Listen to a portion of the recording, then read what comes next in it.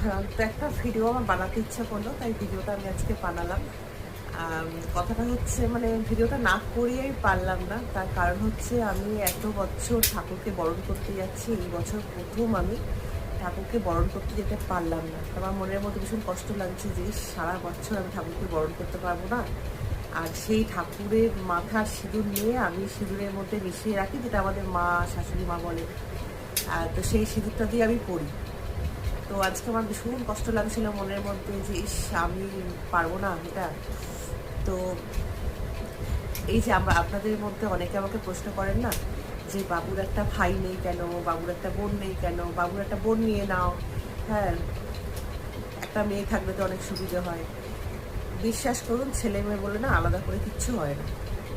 যেটা হচ্ছে ব্যাপার, সেটা হচ্ছে সন্তানকে কীভাবে মানুষ করবো, তার মধ্যে কতটা মনুষ্যত্ববোধ তৈরি হচ্ছে, সে কতটা মানুষের মতন মানুষ তৈরি হচ্ছে, কতটা আপনার দুঃখ কষ্ট সে তার মধ্যে বহন করতে পারছে, এটাই হচ্ছে বড় কথা।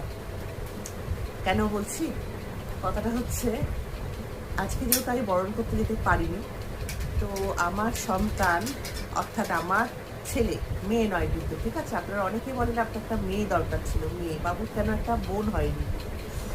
তো আমি ওকে সেইভাবেই মানুষ করেছি যে ছেলের মতন থাকবি, মেয়ের কাজ করতে হলেও মেয়ের মতন করবি, ঠিক আছে? এখনকার দিনে দাঁড়িয়ে ছেলে মেয়ে আলাদা করে নির্বিশেষে বিচার করাটা উচিত না।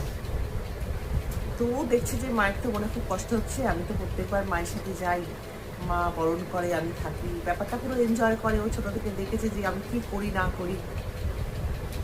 ও আমাকে বললো, মা তোমার ঘর থেকে একটা সিঁদুর দাও আমাকে। এবারে সিঁদুরটা নিয়ে গিয়ে, ঘর থেকে টাকা নিয়ে গিয়ে ও সমস্ত মণ্ডপের আন্টি দেখে বলেছে আজকে আমার মা আসতে পারবে না, তোমরা আমার মা যে রিচুয়ালসটা করে ঠাকুরকে সিঁদুর পরিয়ে ঠাকুরের মাথা থেকে সিঁদুর নিয়ে একটুখানি মায়ের এখানে দিয়ে দাও না।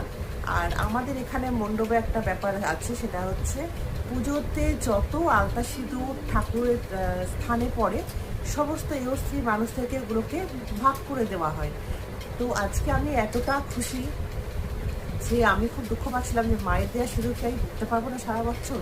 এটা তো আমরা সমস্ত সনাতনী ধর্ম মানে পালন করি আমরা যারা বাঙালি মেয়েরা, তো সেই সিঁদুরটা আমরা সারা বছর পরি মিশিয়ে।